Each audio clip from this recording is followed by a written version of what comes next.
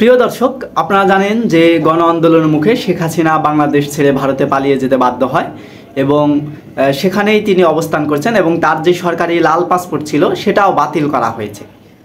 তো এই বিষয়ে গতকাল যুক্তরাষ্ট্রের পক্ষ থেকে ভারতের কাছে জানতে চাওয়া হয়েছে যে শেখ হাসিনা আসলে সেখানে কোন স্ট্যাটাসে আছেন। এমন একটি তথ্য মানব জমিনে প্রকাশ করেছে। চলুন আমরা নিউজটি দেখে নিই।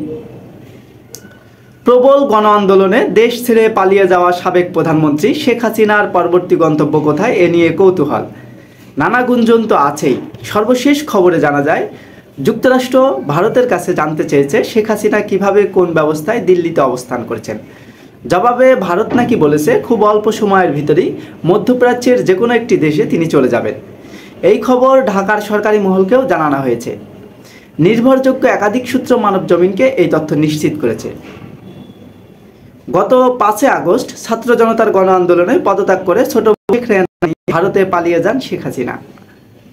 বাংলাদেশের সামরিক বাহিনীর একটি বিমানে দিল্লির কাছে গাজিয়াবাদের হিন্দন ঘাঁটিতে অবতরণ করে। এরপর তিনি কাছে তার প্রকাশ করা হয়নি।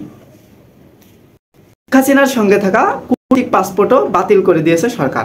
এ ধরনের পাসপোর্টধারীরা ভিসা ছাড়া ভারতে ৪৫ দিন বৈধভাবে থাকতে। ইতিমধ্যে ভারতে শেখ হাসিনা প্রায় ২ মাস ধরে অবস্থান করছেন। কূটনৈতিক পাসপোর্ট তার বৈধভাবে অবস্থানের মেয়াদও শেষ হয়ে গেছে। এখন তিনি কোন অবস্থানে, কোন স্ট্যাটাসে ভারতে অবস্থান করছেন এ বিষয়ে ভারত এখনো পরিষ্কার করেনি। তবে ভারত এখানে যে কাজটি সবচেয়ে বেশি ভুল করেছে সেটা হচ্ছে তাদের যেহেতু বাংলাদেশের সাথে অনেক বড় একটা বিজনেস পার্টনারশিপ রয়েছে, এই ক্ষেত্রে তারা বাংলাদেশের সবচেয়ে ঘৃণিত এবং প্রতীত স্বৈরাচারকে ভারতে আশ্রয় দিয়ে তারা মূলত এদেশের গণমানুষের যে আশা আকাঙ্ক্ষার বিপক্ষে অবস্থান নিয়েছে।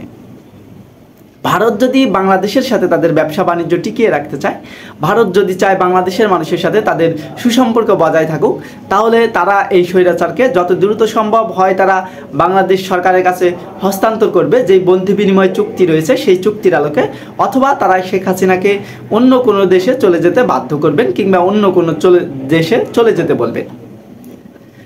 আপনারা জানেন যে জার্মানির নাৎসি বাহিনীর প্রধান যিনি হিটলার, তার পতনের পরে জার্মানিতে কিন্তু তাদের রাজনীতিও বিলুপ্ত হয়ে গেছে।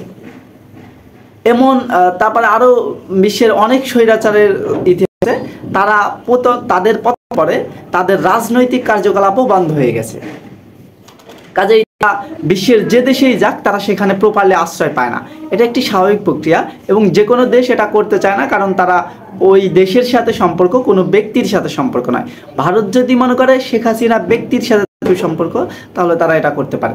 আর যদি মনে করে যে না, বাংলাদেশের সাথে তাদের সুসম্পর্ক, তাহলে বাংলাদেশের স্বার্থ বিরোধী হয় এমন কোনো কাজ তারা করবে না বলেই আমরা আশা করছি। প্রিয় দর্শক, আপনারা কি মনে করেন যে ভারত কি শেখ হাসিনাকে আশ্রয় দিবে নাকি অন্য কোনো দেশে চলে যেতে বাধ্য?